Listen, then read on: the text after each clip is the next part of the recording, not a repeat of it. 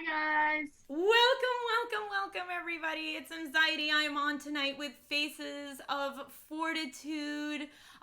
We are going to be talking about suicide awareness and her incredible project that has thankfully taken off the way it has. I'm so excited to have her on. She's a recent TEDx speaker, soon to be published author, and obviously a fantastic photographer. So, everybody, welcome on Mariangela. Hi.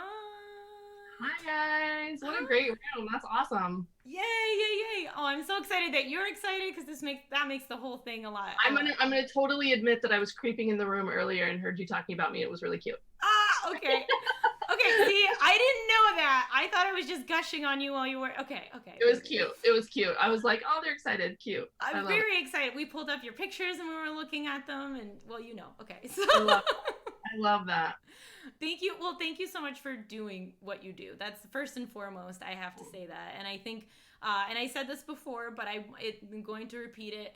I think the other thing that I really admire about you is that I've seen you set up healthy boundaries with your project, and you still do incredible advocacy and you still give so much, but you set very healthy boundaries between you and people who are reaching out to you consistently, and so that's a huge inspiration in itself as a fellow advocate. That's no small Hard, thing to isn't do. it? It is so hard. It's so hard because I don't think anybody would start a project like this if you weren't a naturally giving person, right? And Right. And I think in the beginning I was like, I'm gonna save everybody and I'm gonna fix everybody. And then it got really intense really fast. And I got sick a few times, just emotionally overwhelmed. It was like a smothered empath, and oh my my therapist gosh. my therapist was like, okay, we need some boundaries, and you've never really known that. You're 100% Italian, and you're a Capricorn, all of these things against you. So she helped me create some boundaries, and I'm still finding that I have to keep doing it. And I think you're right. I think those of us that are in advocacy, I'm still on the wrong side of it a little bit. I think I still, on those days I do hashtags, I don't think I need to reply to every single person the way that I do. And by the end of the day, I'm Oh beat. my But gosh. I'm just like, you know what I mean? It's like, Yeah. I would not want to be the one or two people that don't get That a don't reply. get the reply. That eats away at me Right. because I imagine myself on that other side, right? If it's the Right. empath thing, and you're like, I'm the one person who didn't get a reply. They don't like me. They hate me. I'm never gonna write anything again on anybody's wall. Yeah, Exactly. yeah. And you don't know where that person is in that moment in their life, and Right, maybe what you're going to say to them will help them that day. And right, so, right. um, Yeah, yeah. all of that. Talus is asking for the neck piece. There you go, Talus. Oh, it's so It's cool. Goddess Moon. It's Odin's ravens, and some ornate work, and then a stripe down. Wow. And your Wow. hair is getting compliments. Everything is getting Oh, compliments. nice. I missed that. Thank you. I actually used to have dreads. That's for a whole different conversation, but those are gone now because that was appropriation. Anyways. Hey, those are different times. We learned, Yep, right? you And we moved did. You're so forward. correct. Yeah. Oh my goodness. Okay. Awesome. So, I mean, this has already started. I don't know why I'm like, okay, now let's start the interview because we're clearly interviewing. This It's is, good. yeah. But I guess tell us a little bit more about yourself if we haven't touched upon something yet. How much does everybody know? Not, I don't know. In terms of, I've given them the background of the project itself. Okay. I don't, we have been talking about and will possibly watch your TEDx. There's a little bit of a maybe copyright issue for me to do that. So Really? maybe not. Yeah. Yeah. So I recently found this out. Somebody Yeah. emailed, you would think, right? You would think, but somebody emailed them specifically and was like, hey, can we watch these? And they're like, no, unless you get a specific okay from Ted about that specific video. And so that is a That's rigmarole. dumb. That's a lot. But so the link is here, guys. So if you guys want to check it out, and I will be posting it obviously with the video as this goes up on YouTube. So please watch the chat. So I guess as much as you want to, yeah, just do the TEDx here. Just do No. the whole. I originally was not a photographer. 2 years ago, I was Okay. not a photographer. I Okay. am a trained producer. So music videos, documentaries, things like that. And I had a 10-year-old Nikon in my closet. And at the production company that I worked, a woman came who's a photographer, who is a wounded war vet from Afghanistan, who started a project called the Veterans Portrait Project. And she took photos of wounded war vets because she was a wounded war vet, and told their stories. And she talked to us about taking trauma and turning it into something that can heal yourself and other people. And I sat there that day and I was like, can we swear here? Can I swear? Oh yeah, you can. We're plus 18, so yeah. I was like, fuck, I should do this. Right. And then I thought, I'm not even a photographer. This is stupid. Like, I took pictures of my daughter, like, after ballet class. Like, that was it. And I went up to her afterwards and I was like, I think I have an idea. And I told her, and she said, I think you should do it. And I said, well, I'm not a photographer. My camera's 10 years old. And she said, perfect lighting, it doesn't matter. And I was like, I don't even know how to light. Like, I don't know any of this. And she said, you work for a company that makes lighting classes, like, take a free class. And I was like, oh, okay. And she said, the first face needs to be of yourself. And I was like, oh, that's huge.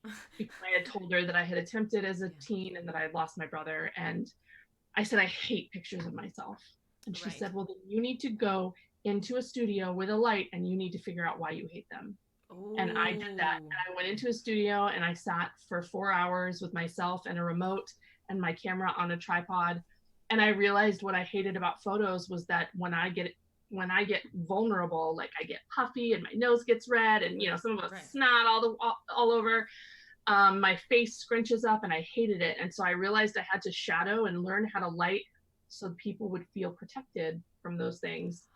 And the shadows are like a layer of oh my gosh, I never thought of that. That's just kind of like being hugged, being protected. And so then I posted my self-portrait thinking I would take a few photos of friends, maybe of my brother's friends, like not anything big.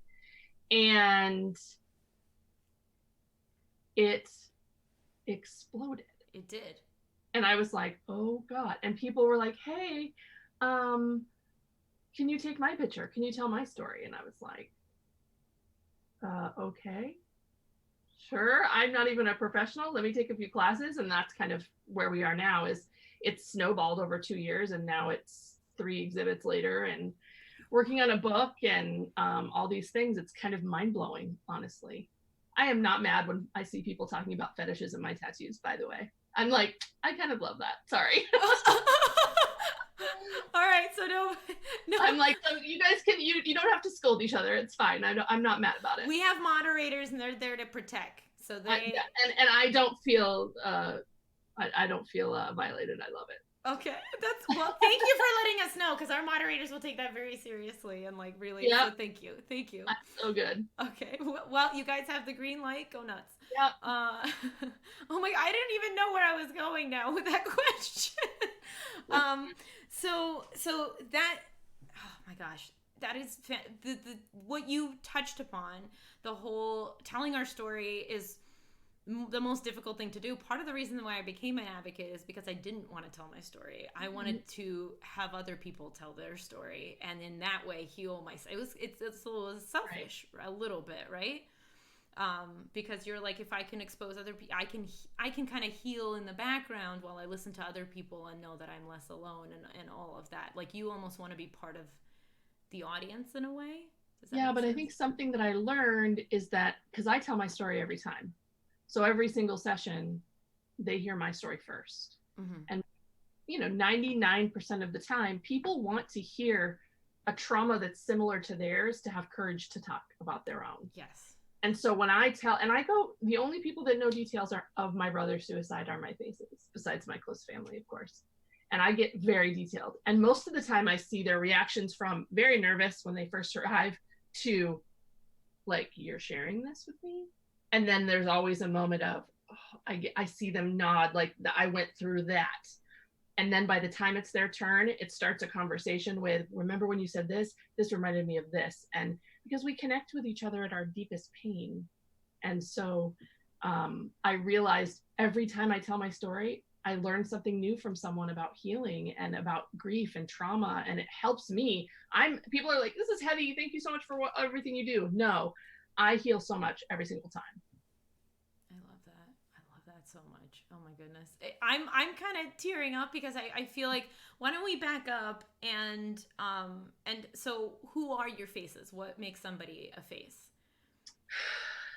That's a great question. I think anybody can be a face. It's people that have been touched by suicide in any way. So an attempt, a physical attempt or ideation, somebody who's lost a loved one, a suicide first responder. I think it touches, we have to start having conversations around the narrative. Yeah.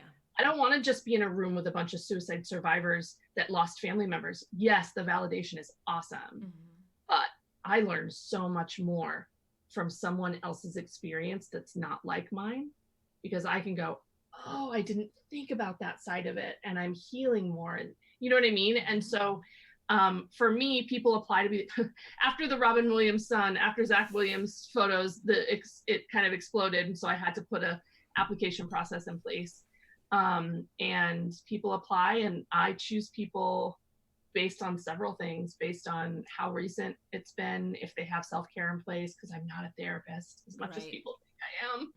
Oh, yes. Well, people can't afford healthcare here, so they go wherever they can. Right, yes. I get it. And so, between that and also my curating, I need to curate, I can't have all attempt survivors, for 3 months. And so, because I want people, when you go to the page, I have people that visit my page every day, Instagram, because they feel like they find someone that they can connect to. And that's important. So like other people talking, kind of like Humans of New York kind of brings out people. I've been compared to that several times, and I love that, because I think it's a good one. Brandon's work is so gorgeous, and he's very human about it, and I'm trying to stay as authentic as possible with it. It's really important. I mean, I think you've done a fantastic. There's no part of me that thinks anything that you're doing is remotely in the same universe as inauthentic. So I think you're doing fine. I have one troll. I only have one troll in 2 years, which is shocking. But I have one troll that calls me inauthentic, which I think is hilarious. Well, like repeatedly?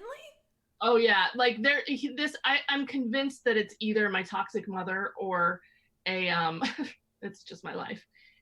Or just a random jealous person, but calls me inauthentic, that I don't really care about people, throws around the word fat, which is so boring. But fat with inauthentic? I mean, that's an interesting. Okay, whatever you need, like just up the insults a little bit, because they're just very sixth grade. They have to be a little bit more creative than that to hurt. Right. So, but the fact that I only have one troll, I mean, knock on wood, everyone in the room, please. The fact that I only have one troll in 2 years is gigantic. No, that is huge. That's so people are. I think that means people are taking what you're doing very seriously, and maybe, I guess, trolls are respecting what you're doing and stepping away. I mean, that's what I'm imagining. I don't know. I hope. That's good. I think so. Oh my God, that's hilarious. Do you feel like you've learned anything? So you're saying that you learned a lot about yourself, but is there any like one lesson that maybe a face brought to you that was like just mind-blowing and really kind of shattered what you believed until that point? No, I had a similar question asked to me before, what's my favorite face, or what's the biggest lesson? And, there's not one, only simply because I've learned, and this is a majority of my faces, I would say half, and I don't think this answer will ever change for me. The level of what a human can endure and survive, whether you've survived abuse and attempts, or whether you've survived a horrible loss of suicide to someone, or you're a first responder that had to see all of these traumas. These people are getting out of bed. Yeah. They are completing fucking sentences. They're nourishing themselves. They are holding down jobs. They are successful partners to their spouses or whatever. And it's like mind-blowing that the power of the human spirit can go through all of that. Absolutely mind-blowing to me. I am shocked every time. Every time I think, oh my God, I've heard every story. And then I hear another one and I'm like, oh. And I always look at the person and I'm like, and I usually am in a rolly chair, and I'll usually pull my rolly chair up to them and just go, before we start talking, can you just acknowledge that you have so many wins? Like, you have survived. You are here. And I learned that from my own therapist. When I started going to therapy, she actually looked at me and she was like, whoa, let's do a count here. Like, you are a horrible rape survivor. You are a survivor of your own attempt. You're a survivor of an abusive mother. You're the survivor of your brother's death. You have a lovely daughter. You're a better mom than you ever were. You have a job. You have a house, a roof over your head. Like, you can complete sentences. We don't give ourselves that. We are always thinking about our pain, which is very valid, but let's remember our wins too. It's so difficult. So that's what people remind me of. That's every answer you give is so freaking poetic and amazing that I have to take her back, and I'm like, wait, I had another question, but I have to soak in the answer that you gave to start there. So you're doing all this, and it seems like a lot of care goes into each session. Like, you really take care of your subjects and make sure that they're in a good place. Like, obviously, like you said, you don't want to be anybody's therapist, but you kind of end up being that. Yeah. So what do you do for self-care after one of those? Well, the sessions, by the time you actually get in front of my camera, it's pretty, I pretty much know them already. Okay. You know, we go through a pretty rigorous process over email to make sure that they're safe and they're okay. And I let them know, hey, when we get in front of the camera, I'm going to dig, and you need to be prepared, because I'm going to ask you a lot of questions. If there's nothing off limits, if you want to be part of this project, it's because you are ready for this. And a lot of people, there's cancellations. There's people that can't do it. Yeah. There's people that are extremely nervous. Oh. So, you know, I think that I spend a lot of time trying to settle them, I've been told I have a calming voice, which my husband would never agree. I think I sold everybody on you by saying that before you came on. I was like, she's very energetic, but also very calming at the same time. I don't know how she does it. And so I have to do that in my sessions, is I have to just be like, listen, we're here together. And so I don't record anything. I don't audio or video record, because, you know, people share so much more with me knowing that their darkest moments are not on a cloud somewhere. Yeah. And so I take handwritten notes. In fact, I was just going through them trying to find something. So literally, these are all handwritten papers, notes from every session. So they're not in one notebook even. They're just compiled, like it's just sheets. Okay. No, because their names are on them, and I go through them, and I just write down quotes that I think I'll grab, that I think other people will be able to relate to. And then at the end, we go through them. There's little check marks next to them if they approve. There's X's if they don't. And it's amazing how free people feel knowing that they can just talk and they can leave it in the center of the room and it's there, and they can leave it there. Afterwards, it's pretty heavy. Like, most people feel very light. The average therapy session is about 45, 50 minutes. Right. And mine are 90 minutes. Oh my God. It's two people having a conversation, and my camera's on a tripod. I have remotes because I want to make eye contact with you when you talk about horrible things. Because I was saying this in another interview that there's something very important about the moment when someone sees you react to their trauma. Does that make sense? Oh, 100%. So if you were to tell me something horrible that happened to you for the first time in front of the camera, and you're like this. Right. Right. I want to be behind a camera. I want to be able to look at you and go, oh my God, Marie, I cannot believe that happened to you. Right. My horror has a healing effect on you. It's important. And so it's validating. Right. And so I usually do 4 to 5 sessions in a day, which is a lot.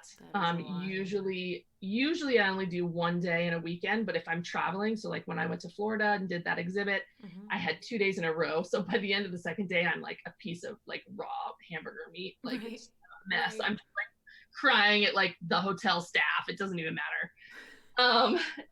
So usually my self-care is, I have to have a place that I'm staying by myself.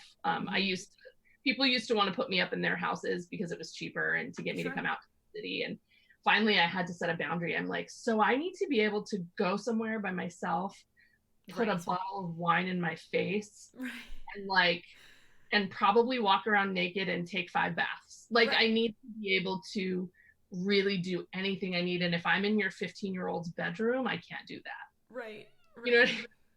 So it was really hard for me to set that boundary at first and say what I needed. But I usually need like somebody to cook me dinner, somebody to put it in front of me and say, you should eat this. And then my partner will usually say to me, do you need to talk about it? Do you just want to hug, or do you just want to put on a movie? Like, he'll Oh. usually give me options, which is great. So yeah, that's kind of my self-care right now. Has there been a moment, and I believe you kind of already talked about this in another interview, but it was very powerful then. Has there been a moment where you heard somebody's story and it just took you back so much that you were like, I'm going to need to really recover from this one? Yeah, so there's been a few, I have, everyone has tells, and I consider myself not only a mental health advocate, but a bit of a psychologist now, because I've studied people's body language and their Mm-hmm. tells in these. Mm-hmm. And when someone's about to get upset, there's a level of shame and there's a level of Mm-hmm. care that they give themselves to, everybody Little has tells. self-soothing things, Right, right? Yeah. exactly. Mm-hmm. Mm-hmm. There was one woman, Christine is a face, that I photographed, and she is the only person I've ever photographed that had no tells, nothing. And it caught me so off guard, because she went visceral and feral very quickly. Ooh. And I was like, oh, her photos, and they're up there. If you find Christine's photos, you swipe to her second one and it hits you. I've had so many people comment on her photos after, when they meet me in public. They're just like, that woman, it tore my heart out. And she said, I had my best friend texted me that day when I released that photo, and Marika's been so supportive. And she texted me and she said, girl, that one was hard to look at. And I said, then you need to look at it. Like, that Everybody visceral reaction is what we all like hope to be able to express. That woman got everything out that day. And it was, so those moments just kind of go, oh, like, I came home and Ryan was just like, are you okay? And I said, I don't know what I experienced today. I'm so used to people hiding I have to work really hard to get people's right, emotion out. Yeah. But it was just like, zip, there it is. There's all of it for you. And I was like, oh, that, and the 15-year-old girl in the beginning of the project, who told me she had a suicide plan for that next week. And I had gone to high school with her mom, and her mom was there, but in the other room. And her mom didn't know this. And kids are my trigger, is what I've learned. Yeah. And so I like rolled my chair up to her. I was sobbing, ugly crying. I was like, you cannot do this, Autumn. Like, I have to look at your mom and tell her you're okay. And I can't do that today. Like, there's something wrong. And so I think I scared her, because, man, when I cry, I just go all out. And so she was like, I'm going to see a new therapist next week. I think I'm going to be fine. Like, she was like, you're okay. So, but those moments when people don't have tells and it comes out of nowhere are really hard for me. It would be hard. Yeah. I can only fathom that. Has anybody ever done a session with you and then been like, called you and been like, you know what? No, I can't have that out. I can't have my picture out. Let me tell you, there's been two types. Okay. There's been, most of the time, I vet people enough that there is a point where we get what Brene Brown calls the vulnerability hangover. Mm-hmm. So I will get an email the next day that says, you know what, that part that I shared about this moment or this argument, I'd rather not share that. Mm-hmm. And that's on me. I don't think I'm ready to share it. And I'm very, very understanding with that. And I'm like, of course, whatever you need. Now, that is 90% of the people that have vulnerability hangovers with me handle it that way. 1%, even 99.9%, 1% has not been able to handle their vulnerability hangover and lashed out at me. And it's been I didn't like my experience. The quotes were misquoted, and I have them all on paper. Right. and And you check sign off on them. Yeah. right. And so, but I see those moments, and I've realized where my holes were in my vetting process of those people. And I've made notes and I've changed it since then. You know what I mean? And so, because my vetting process is constantly changing. Well, it has to be. It has to be because you're dealing with so many people in the flow. I'm assuming the flow is like the onslaught is real now. It's not going to stop. I mean, listen, it was really a huge flow with the Zach Williams stuff and then the TED talk. And now it's evened back out. I mean, I would say I get 2 to 5 applications a day. So I'm about a week to 10 days backed up because I'm still a one-woman show. I still do everything by myself.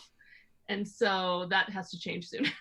but yeah, I hope you can get other people to help you because not just having I mean, I understand that experience of the one-on-one like I don't think anybody else can be with you in that room to help take that emotional burden with you, but to take any other physical element of this whole process would be fantastic. Yeah. Yeah. Yeah. I haven't been watching questions. Am I supposed to do that? Sorry. No, you first of all, that's my job. That's where I come in. Okay, good.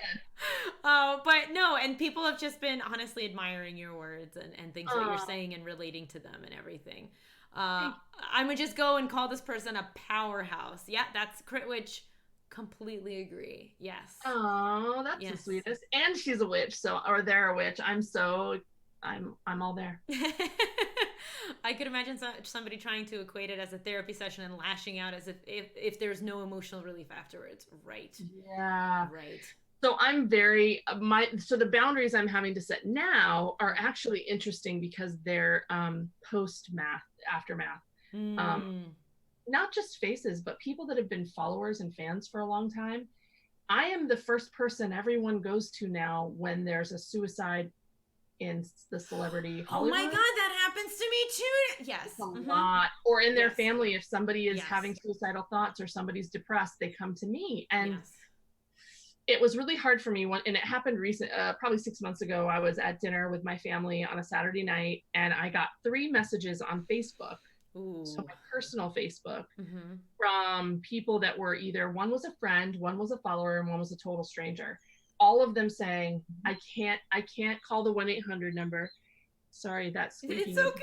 I am assuming it's not a door. It's the dog having a nightmare. Oh, poor baby. Oh, that's I have videos of Flynn doing that, so I get it. It's okay. Poor little man. Anyways, so I freaked out and I can't call a suicide hotline and I don't trust any of my family and the only person I could think of was you. And I wanted to take my life. And I was like, oh God. And I had been trying and Ryan looked at me and he was like, you can't do this right now. Yeah.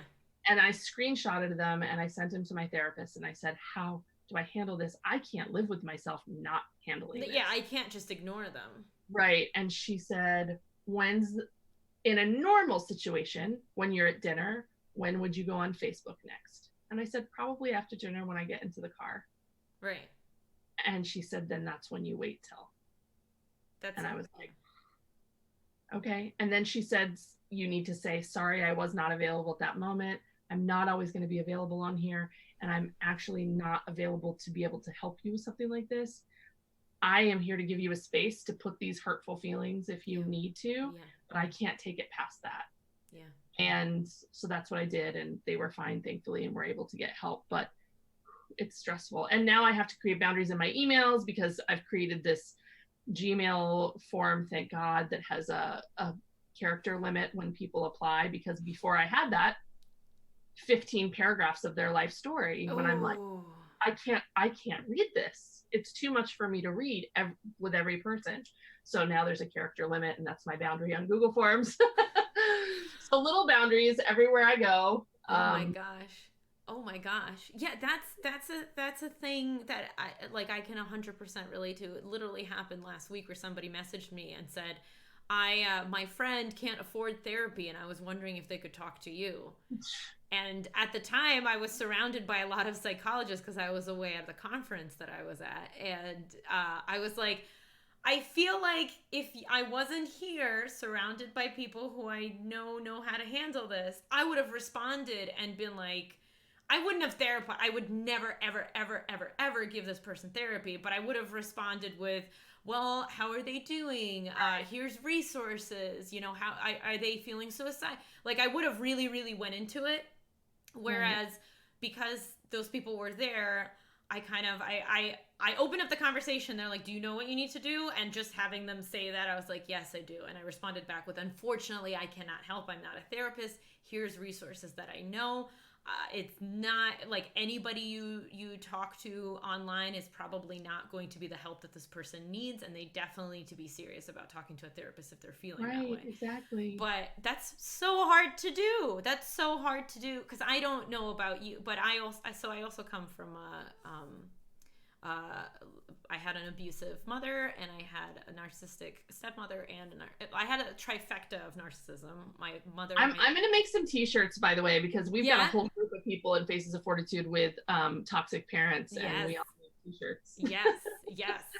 Yeah, and so I was taught that like I can never bring value, and so this idea that's like the thing that I battle with consistently is that I need to bring value to people, right? Mm-hmm. And so being in this position where people are constantly asking like, hey, can you provide this thing for me, this emotional support for me, that is very hard for me to say no to. So I totally get that. Well, and I create this space, and I need to remind people that this space is work, and this space to keep it up is something that I that's my value, and that's what I'm bringing to the table. Yeah, I had a mom who actually would tell me that my sister was the beautiful one, and that thank God I had talent, and that I did music and I could entertain people.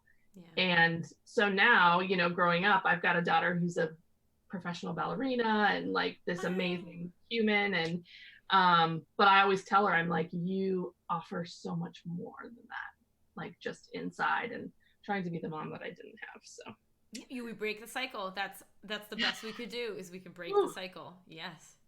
Oh, that got you. I'm sorry. What happened? No, I think that took you back a little bit. I'm sorry. No, it was good. It's you know, every time I talk about it on a podcast or an interview, it's a I stand up a little straighter every time, and I'm able to really like own who I am and own talk a little bit more about it. You know, I'm from an Italian family. You don't talk about that stuff. No, you don't. But and thank goodness that she has a mom like you, says Zuki. Yes. Oh, thank you. Yeah, we're best friends. She's 23. She's amazing, and we're best friends. On Mother's Day, usually I get sad because I don't have a mom to celebrate, but I'm celebrated, so it's a weird place. Yeah. And she almost every year will get me of course a gift, but will say somewhere on the gift or in her card that she's so sorry that I didn't have a mom like myself. It was very sweet. I know, she's very lovely. I'm very lucky. That is wonderful. But I mean, that does come from giving that as a mother. Of course we end up healing ourselves and you know, and trying to create the motherhood we didn't have, but it helps to have a head start with that if your mom is nurturing and helpful. And I get very drag queen on her, and I'm like, I am so jealous of me. Like, great. That's horrible. So okay, so now to get to the gritty in terms of like socially, do you feel like the conversation about suicide is where it needs to be socially? I mean, you're clearly like, you're in the zeitgeist, you're part of the cultural change. So no, do you No, it's nowhere close. No. It's very hip and cool right now. Ooh. It's very trendy. It's very meme worthy. It's very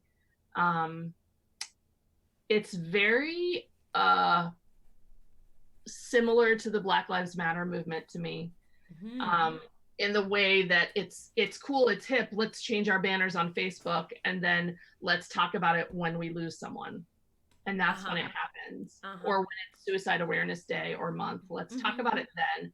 But nothing is being done at a grassroots level in our own circles. That's exactly what my TED Talk was about, because we need to be doing this every day in our own spaces so it creates a domino effect. Otherwise, we're doing nothing. Like waiting for Oprah or Ellen to make some, or Brene Brown to make some big movement happen so you can follow along isn't going to do anything. Like this has to start with our families. It has to start with our teenage sisters and brothers, or with our neighbor kid, or the woman across the hall. Like if we're not having those uncomfortable conversations, the stigma goes nowhere. Yeah, this frustrates me to no end, because we have, I say this with all love, obviously. I have this community that comes by, and people who are here are regulars, and we have this conversation, and I'm honored by it. But the people, it's kind of crappy to say, but the people who are here are not the people who need to be here, if that makes sense, right? You know what I'm saying? Yep. Yeah. The people who are here are the people that are already advocating for themselves and Yes. can say certain words out loud. And I'm a huge advocate of making things uncomfortable, because I think I was just accusing my daughter of this the other day. She won't get mad that I say this, but she just started going to therapy, and I'm so proud of her. And because I've been in therapy for like 8 years, and she was getting a little council culture on me, and she was like using me, and it was cute. I was very cute. I was very Beyonce in the elevator about it. I was like, I'll step back while you just have your and I was like, and she said, I need to create a boundary with this. And I was like, okay, we can create a boundary here, but I need you to understand what a boundary means. Mm-hmm. And I explained to her that it's because she's a only child that's very enabled. So that doesn't mean you can come in 3 days and want to wreck this boundary because you need something from me. Mm-hmm, mm-hmm, so, and so I think right now what's happening is people are getting so wound up in counsel culture and therapy language that they're using it very surface, and they're not grounding it into their lives at all. And so it's causing I think it's causing a lot of misunderstandings, and it's causing difficulties in the wrong way. Yeah. So I'm writing my next TED Talk. I don't even know. I actually might give this talk to a conference that I'm hoping to attend in April. We'll see. But it's around word policing, shaming, and word policing in the grieving culture. Mm-hmm. So I think word education around suicide verbiage is very important. Right. However, policing the grieving and people in trauma is very dangerous. Right. And I've said this. I said committed suicide, it's not okay. It's not the right verbiage. But if somebody who's grieving uses that term about their loved one, and that is the term that they chose, it is not up to you to tell them that is not the word. Now, if it's somebody that's never been taught, so what the talk is about is not just around suicide, but around shame words. Stripper, self-inflicted, and anorexia, abortion, molestation. Those words cause shame. They cause people to whisper. Right. Why? And once we dig into the why, it's amazing how many people create shame around words that don't have anything to do with them. Mm-hmm. And it's simply because society has created a shame around them. Mm-hmm. And you guys will hear this story because it's in the talk that I'm writing, but you get to hear it first. When I was working at Creative Live, a woman came up to me, and I had just started the project, but it was kind of exploding. And she said, Mariangela, I saw your thing. The thing on the, with the black and white pictures. And it was the really sad thing. And I am a bitch when shit like this happens. Because she was like, I'm the thing. And I said, oh, do you mean my phone? I used an outside voice. Uh-huh. And I was inside. I was like, do you mean my project around suicide?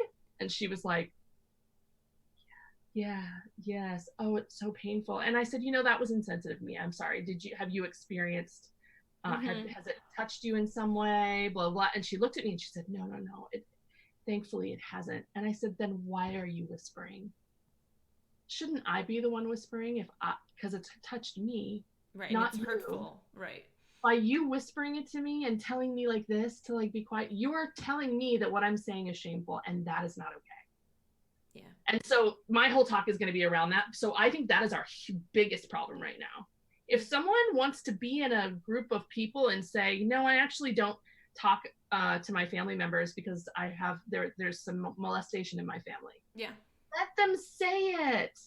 Like, I can say certain words because I was allowed to. And because I was allowed to say certain words about my brother's suicide, they don't hurt me to say anymore. Yes. You know? Yes. And it's just a part of healing. So I think that's where we are right now, is we're in this uber policing therapy culture, counsel culture society where everybody's like, well, you can't do that. Oh, you can't say that. And I'm like, that's not helping anyone. Yeah, this is not it.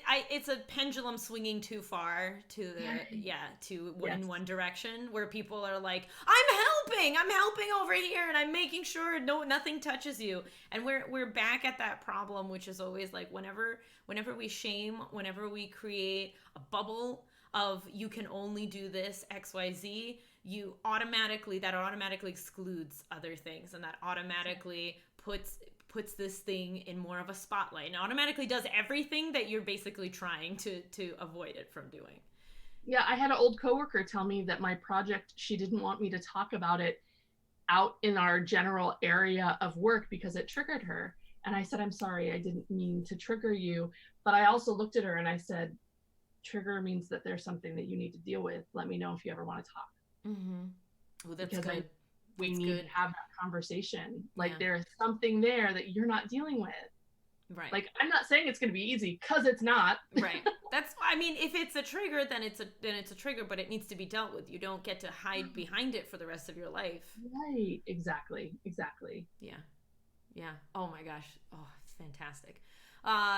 Do you see yourself doing this for a very long time? Do you imagine that there's like an evolution, that like there's like a next step to it, not in terms of what you're doing, but in terms of like what the project is? Yeah. I see it evolving. I'm in a transition period right now. I'm trying, I spent all of our savings on this project because I don't charge people, and I don't want a grant. I don't want to have somebody's name at the bottom of these pictures. This is my thing. So I've separated the entities now, and Mariangela Abeo will be making money doing talks and speaking events and pop-up exhibits and setting up photo exhibits for people to talk about what I've learned in this process. Faces of Fortitude will always be something that my money goes to, that I decide what happens to it, and that I curate. Somebody asked me, when is it going to be over? And it was like very painful. They were like, so is it done? You've done a lot. And I'm like, is suicide done? Sadly, no. I think if I ever decided that I'd be done, it would be because it was not serving me anymore emotionally, that it was a burden, but it's not. Right now, it's so light for me. It helps me. I need to take it internationally now. And bigger nationally. I have about 48 cities in the US waiting for me to come shoot, and they're vetted, approved people. I need to make it smart moves financially. So usually I will plan shoots where I'm hired to do speaking events, because then I'll find a studio that will let me do it pro bono. I'll bring my gear. I'll plan it on a day off from the speaking event. And that way I can do both, and costs are covered and everything. LA, I will go down once a quarter, only because it's cheap to go down there for me. So I eat that expense because I have a studio there regularly. New York has to be the last one. So New York, not last one, next one. So New York will happen soon. I hope in the winter. I'm waving my hand because I'm in New Jersey and I want to talk to you. Okay. Yeah. I think, I have about a week's worth of faces, and I will slide you in there. I have a week's worth of faces to shoot in New York before I can finish my book. Wow. I mean, I probably have 30 faces that are approved and vetted, and they're amazing stories. I need to tell them before I finish my book. Like, they need to be in the book. So, and the book's only about a third of the way done right now. So, and the book is photos, quotes, grief poetry by my husband, who's a rapper and a poet. And also photographer's notes. So I'm writing notes on certain people, not all of them. But I'm still in the process of trying to find a publisher and all of that. So it's going to be a little bit, but New York needs to happen first. And that's a very important city for me to get to. So New York is going to happen. And then I'm hoping international will start. because there are three: UK, Australia, and Brazil. Weirdly, I have so many fans in Brazil, I can't figure it out. Huh.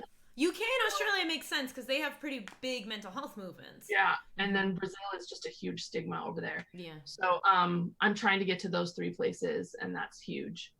But I'm trying to do it smart. But I am trying to grow. I'm trying to grow. I'm trying to create a few safe spots and around the country, this country at least, that are Faces of Fortitude kind of vetted safe spaces for people. But yeah, so baby steps. Baby steps.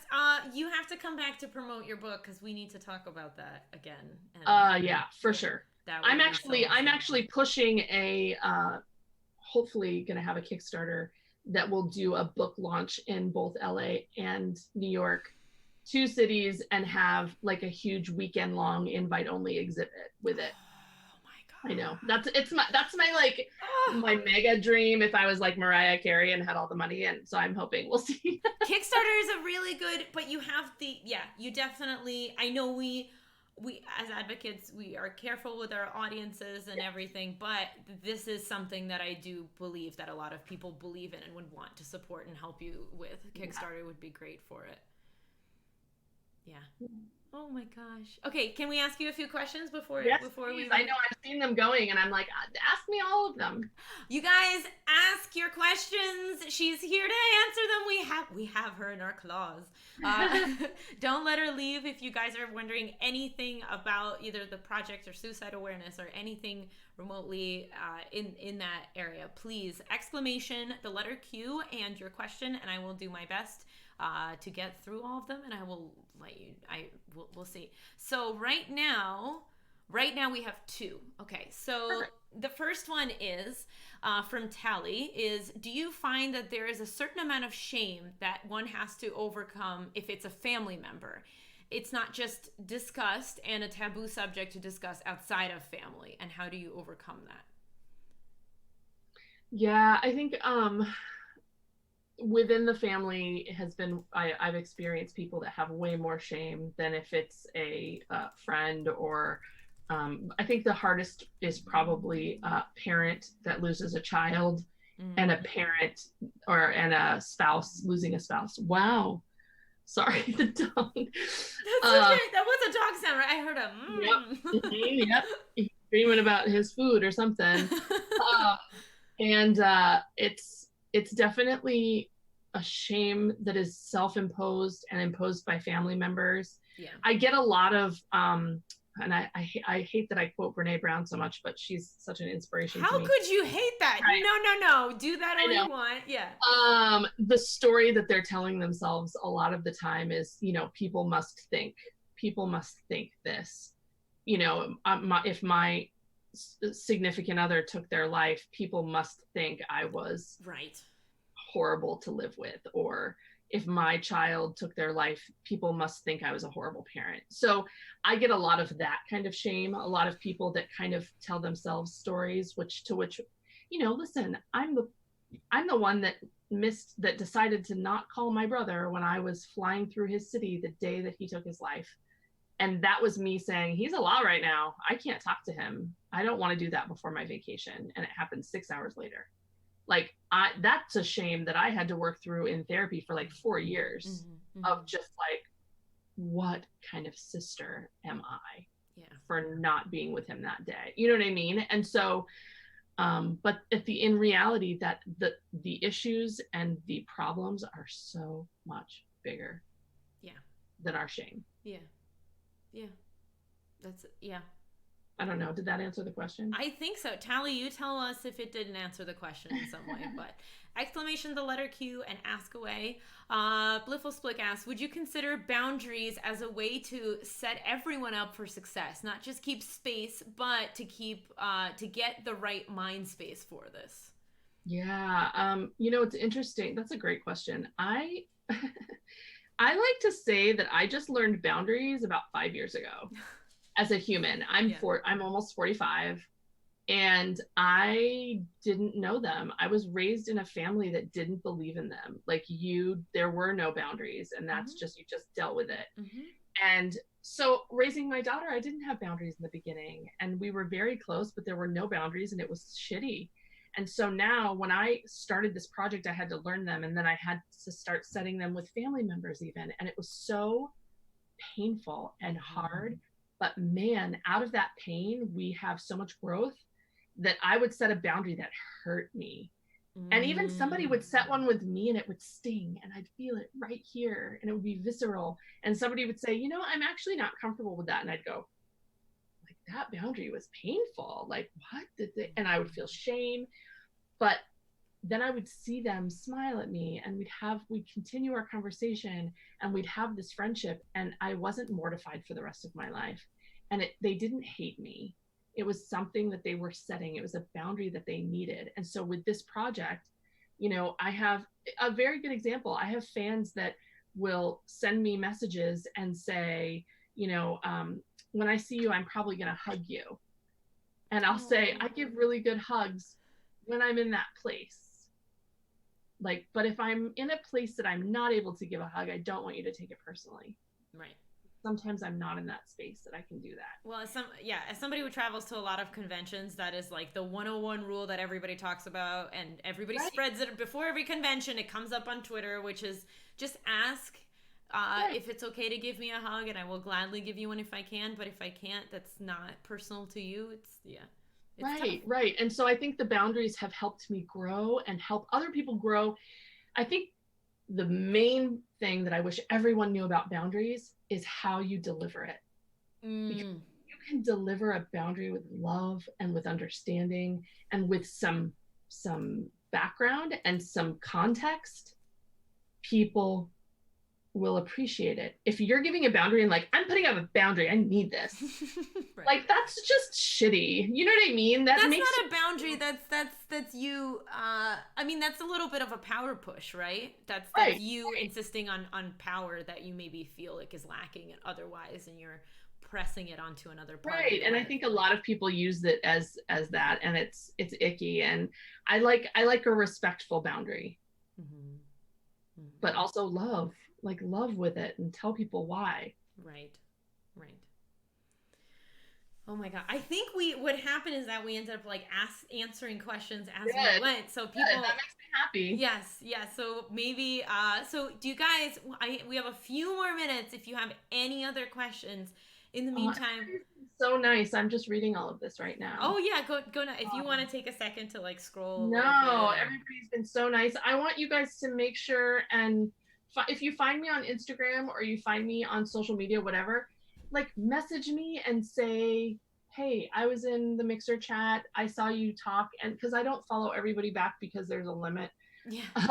And they don't let you follow over like 7,000 people or something like that. And so I've tried to keep it down, but I will follow you back and I will like be your friend if you just like message me and say you were in there, because otherwise I don't know, because everybody has weird Instagram names and things.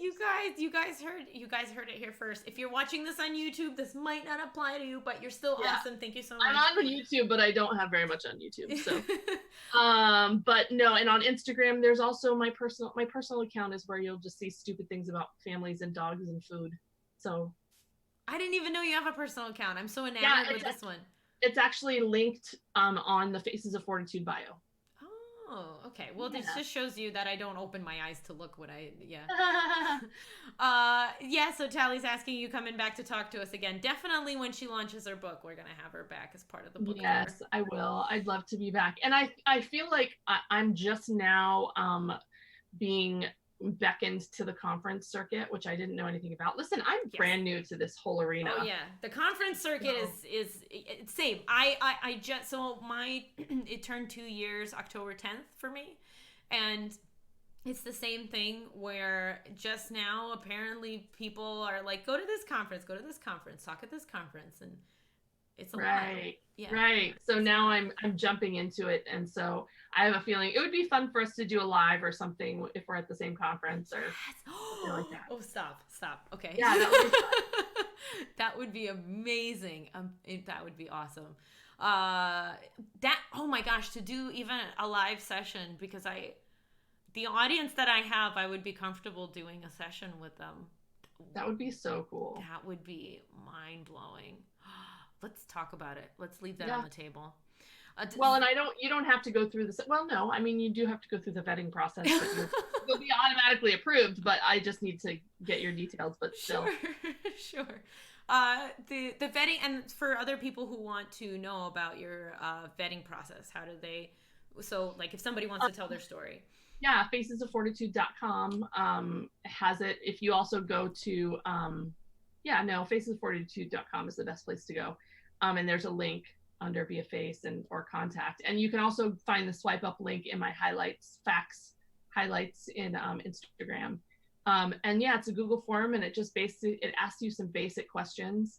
I've asked people to be very brief with their stories because I don't want to know them. Like, Yeah, I don't want to know them. Not that I don't want to know them ever. I want to hear them for the first time in front of my camera. right. I don't want them to be. And Lord knows I don't have time to read 15 paragraphs. Right. Yeah. And also, it's very important that people.